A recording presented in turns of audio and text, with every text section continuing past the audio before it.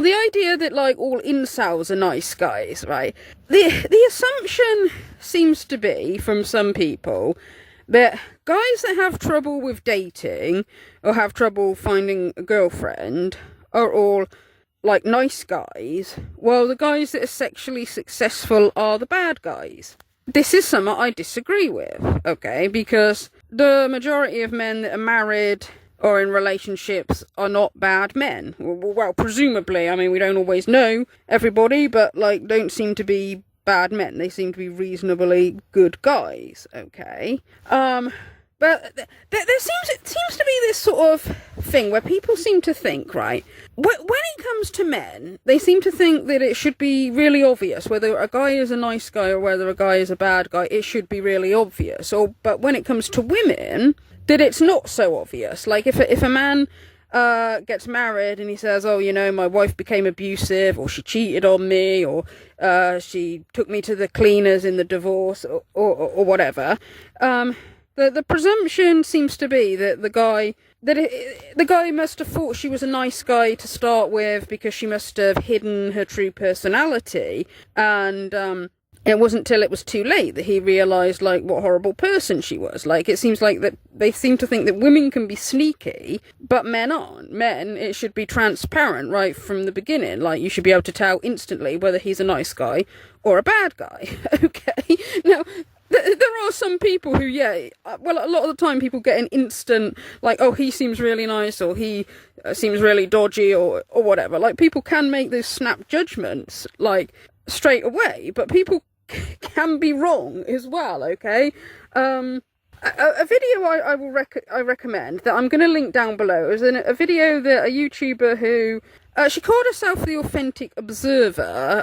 I think now she's changed her channel name to Galilea and Asis, or sort of something like that, but I'm going to link it down below. It was a video about why women don't like nice guys, right?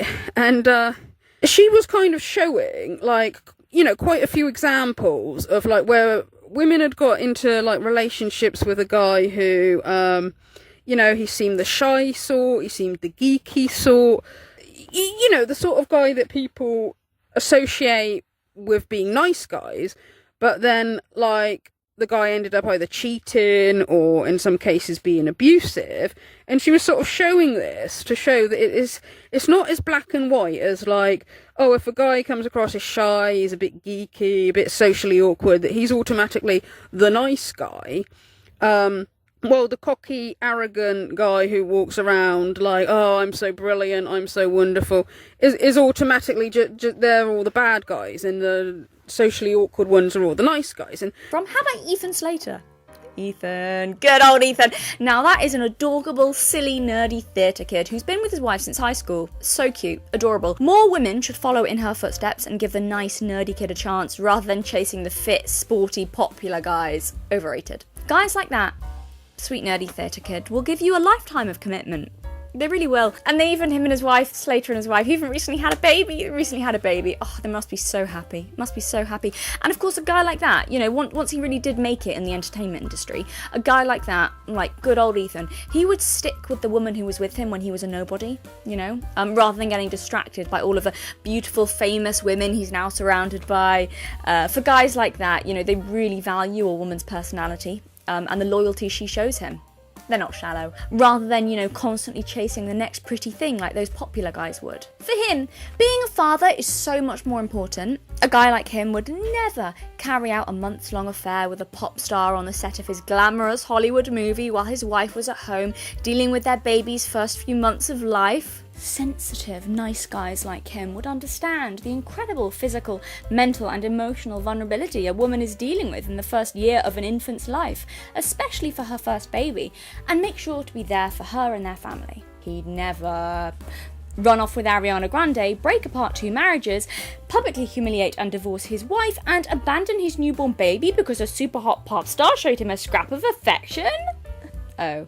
How about this example? Now this is the jewel in the crown. Take internet, nice guy, I'm Alex. Sure, he's not much to look at, and yes, he does give off certain weedy, tragic, pathetic vibe, but he's so caring and vulnerable. He spends all his time making internet videos calling out bad men and sexism, and advocating for victims and believing all women. If women were serious when they say they value kindness over muscled chats, then more of them would be dating men like him. He's the type of guy who would spend hours listening to your problems and validating your emotions. That's all he does in his videos. He is the ultimate simp. No one would treat a woman better than him. Women say they want this, but clearly they don't. Because I don't see women on the internet lusting over I'm Alex in the same way they probably lust over idiots like Logan Paul. Women don't care about emotionally intelligent, considerate men like I'm Alex, when they could have cocky, selfish, emotionally unintelligent, unfaithful idiots like Myron from Fresh and Fit. An understanding, compassionate guy like I'm Alex would never, threaten to bash his girlfriend's head against a wall. Need a fucking fix. I'm gonna fucking bash your fucking head against the wall with a brick if you don't shut the fuck up. Or kick her, or drag her into a room, or put her in a headlock. An egalitarian, modern, sophisticated man like himself would never throw a tantrum and call his girlfriend a stupid bitch when asked to help her clean the kitchen, because that's a task for stupid women, not men like him who make lots of money calling out bad people on YouTube. Your boyfriend's a fucking famous internet celebrity. So yeah, sorry I forget about to fucking clean the side sometimes. I got bigger fish to fry. Her mistake. You don't ask a hero to do housework. He'd never smash up all her stuff and tell her she was worthless. He'd never continue secretly talking to his ex-girlfriend and keep her not safe for work pictures when he's in a new relationship. But oh, what's that? I'm Alex, allegedly for legal reasons, did all of those things? You mean the needy, emotional, sensitive, nice guy turned out to be mentally unstable, a complete contradiction to his public image, and emotionally unhinged? A nice guy? Unhinged? Harbouring a secret resentment of women? No way! This seems to be like the attitude online, I think, that people kind of, when they constantly blame women, they say women don't like the nice guys, but they never say that about the men. If men have like had a lot of disastrous relationships, they all believe it's all the woman's fault.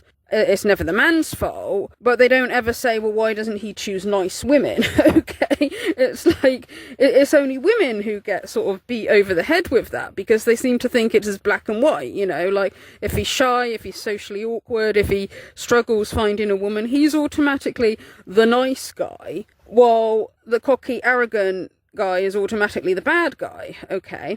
And don't get me wrong, if somebody is a genuine nice guy, a genuine caring person, who would make, you know, a really good partner, but is having trouble finding a partner because of stuff like social anxiety, shyness, or maybe autism, or some kind of disability maybe, or is just very misfortunate in the looks department, if somebody is a genuine nice person, and they're struggling in that area, then I do sympathise, okay? I'm just disagreeing that absolutely everybody who has these issues are automatically all good and all nice, okay?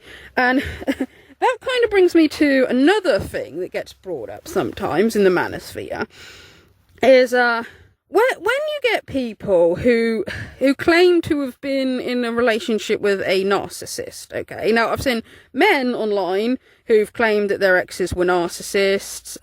Some of them, like, saying their exes were borderline, and some of them saying narcissists. Okay, I've seen that a few times. But once again, once you get women who say that they've been involved with narcissists, you can guarantee the first thing that people in the manosphere say is, oh, well, that's because women are attracted to guys like this. Women like guys like that, okay? They go crazy for guys like that, okay?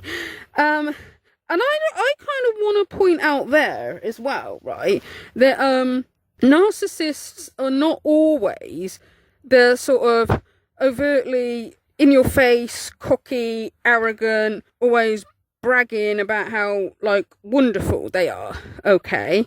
The covert narcissist is a cross between passive-aggressive personality disorder, negativistic, negativistic personality disorder.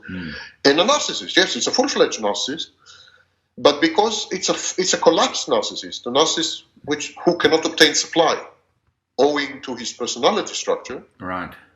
then he resorts to passive-aggressive measures of obtaining supply via third parties or by sabotaging and undermining people. And so we have, for example, on a societal level, we have a whole community of such people. They're called incels, involuntary celibates. These are men who fail to obtain dates and obviously fail to have sex. And so they blame this on themselves. They are passive-aggressive, but they blame themselves. They say that they are ugly, they are misfits and so on, but they are also furious at women for not giving them sex. So you have a kind of a petri dish of covert narcissists. Narcissists who fail in obtaining supply. They're somatic narcissists. They failed in obtaining supply. And so they exercise passive aggression to cope with this. Why are covert narcissists somatic, Sam? No, these are somatic covert narcissists. Oh, somatic covert. Oh, I see. Yes, I understand. Okay, that Sam Vaknin has also said in a different video when he was brought up the subject of incels, he said that when you get some incels that say things like, I am more ugly than everybody else, or I am more pathetic with women than everyone else, nobody else is pathetic with women as what I am. When you get some incels that say things like that, that is apparently grandiosity, okay? Because when narcissists are grandiose, we assume that it's about positive things, okay? Like Andrew Tate will say, I am the smartest man in the world, and I am the most important man in the world, and I'm the best at this and the best at this, okay? So, like, we expect them to big themselves up over positive things. Well, apparently it can sometimes be over negative traits as well. So, like, according to Sam Vaknin, some of the incels that are like, well, I'm more ugly than everyone else, or I'm more pathetic with women than everybody else. That is apparently grandiosity as well, because they are making out that they are more than, like, what other people are. If being ugly and being bad with women is their thing, they still have to be, like, the most ugly or the most pathetic with women, okay?